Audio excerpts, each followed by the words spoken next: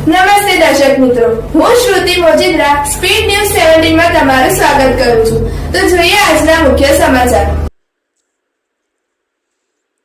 સોસિયા ગ્રામ પંચાયતમાં આપના કાર્યકરો દ્વારા લાખો રૂપિયાના કૌભાંડ અંગેની વિકાસ કમિશનર ગાંધીનગરને રૂબરૂ રજૂઆત. તળાજા તાલુકાના સોસિયા ગ્રામ પંચાયતમાં થયેલ કૌભાંડ અને જે લોકોએ ગૌચરની અંદર વેચાતા પ્લોટ રાખેલા છે તે અંગેની લેખિતમાં રજૂઆત.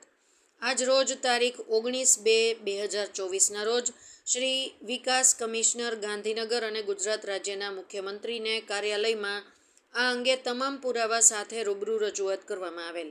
વિકાસ કમિશનર દ્વારા નોંધ કરીને તાત્કાલિક તપાસ કરવામાં આવશે તેવી ખાતરી આપવામાં આવેલ.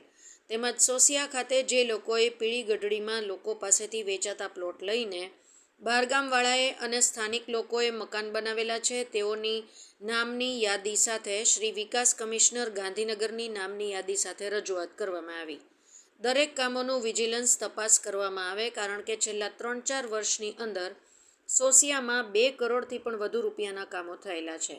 મૂળ સોસિયા ગામના ન હોય અને સોસિયાની ગૌચરની જમીનમાં વેચાતા પ્લોટો લઈ મકાન બનાવેલા છે તેઓની સામે પણ કાયદેસરની કાર્યવાહી કરવામાં આવે તે અંગેના તમામ પુરાવા સાથે લેખિત રજૂઆત કરેલ છે. યોગ્ય તપાસ થશે તેવું વિકાસ કમિશનરશ્રીએ રૂબરૂમાં જણાવેલ. તેમજ રૂબરૂમાં જિલ્લા વિકાસ અધિકારી ભાવનગરને લેખિત જાણ કરવાનો આદેશ કરેલ. સુખદેવસિંહ ગોહિલ. સુખદેવસિંહ ગોહિલ, સોસિયા. આજરોજ તળાજા તાલુકાના સોસિયા ગ્રામ પંચાયતમાં જે આપના કાર્યકરો દ્વારા જે મોટા પાયે ભ્રષ્ટાચાર પંચાયતમાં કર્યો છે તેની રૂબરૂ રજૂઆત કરવા મુખ્યમંત્રી કાર્યાલય અને કમિશનર સાહેબને જે પંચાયત વિભાગ છે એને આજરોજ કરી છે.